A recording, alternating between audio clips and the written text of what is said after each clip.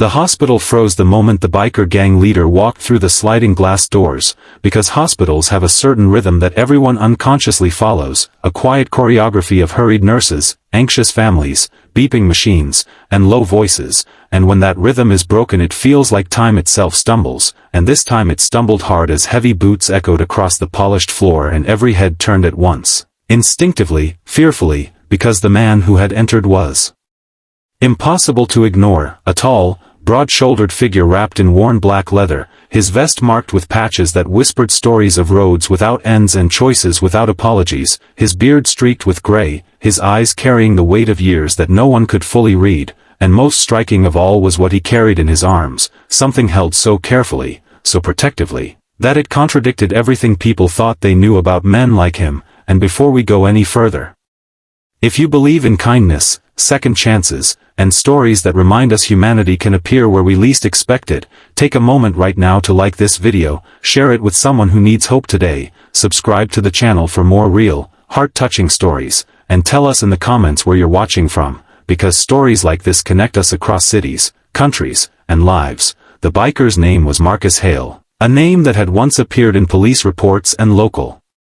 headlines, always paired with words like gang leader, outlaw, menace, but never paired with words like gentle or broken or desperate, and yet desperation clung to him now like a second skin as he stood there, holding a small bundle wrapped in a faded denim jacket, his arms trembling not from strength but from fear, because inside that jacket was a little girl named Lily, barely 6 years old, her breathing shallow, her face pale, her small hand clutching the edge of his vest as if it were the only solid thing left in a world that had suddenly turned terrifying. Marcus had not always been the man people saw in that doorway, because long before the roads and the club and the violence that sometimes followed it, he had been a boy who grew up learning that love was unreliable and survival was earned with fists and silence, and when life gave him the chance to choose softness or hardness, he chose hardness because it hurt less than hoping. But Lily changed that, even though she was not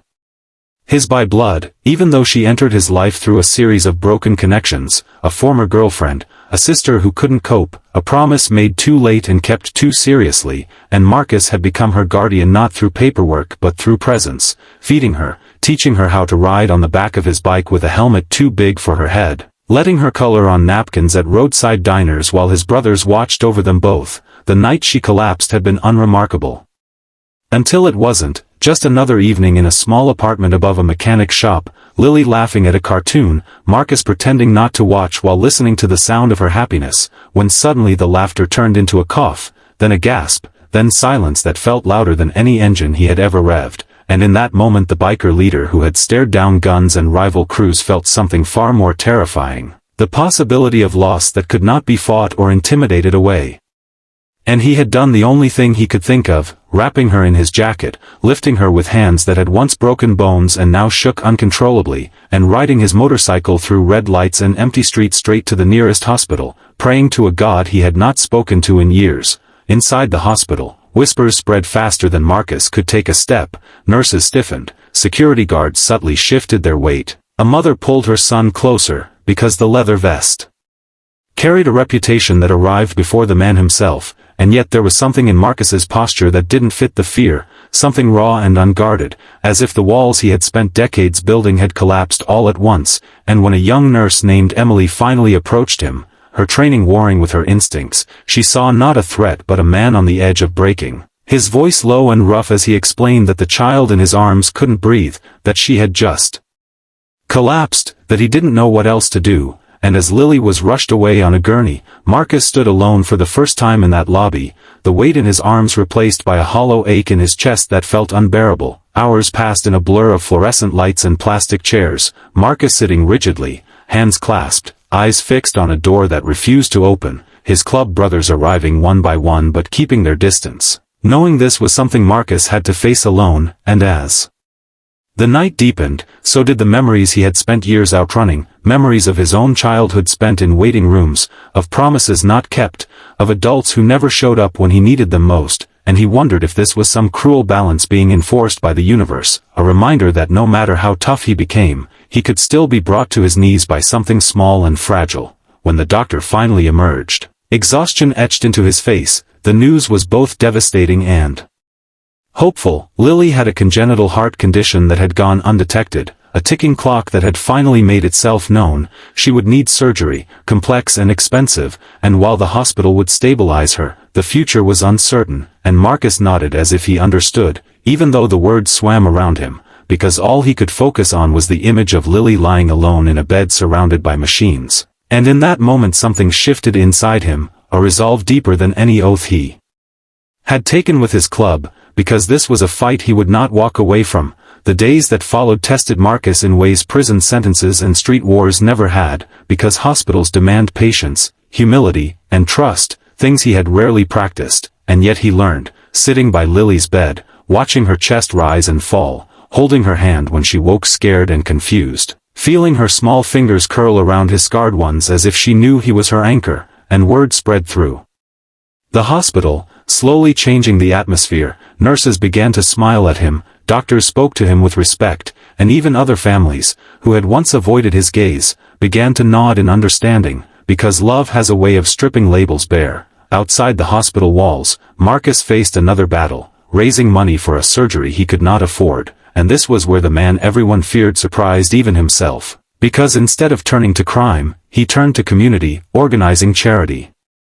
rides, selling his prized motorcycle, calling in favors not for power but for mercy, and the biker gang that had once been known for intimidation became known, at least for a while, for unity and generosity, their rumbling engines carrying a message of hope rather than fear. The night before Lily's surgery, Marcus sat alone in the hospital chapel, a place he had avoided until he had no words left, and for the first time in years he allowed himself to cry, not quietly, not with dignity, but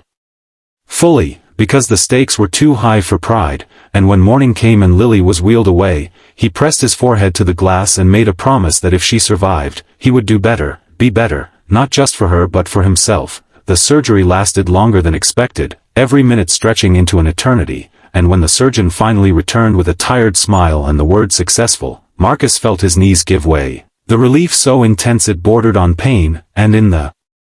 weeks that followed, as Lily healed and laughed and drew pictures of motorcycles with hearts on them, something else healed too, an entire roomful of assumptions, because the hospital that had once frozen at his arrival now welcomed him as part of its story, a reminder that compassion doesn't check appearances before it shows up. As Lily was discharged, walking slowly beside him, her hand in his, Marcus carried her again, not because she couldn't walk, but because sometimes love simply wants to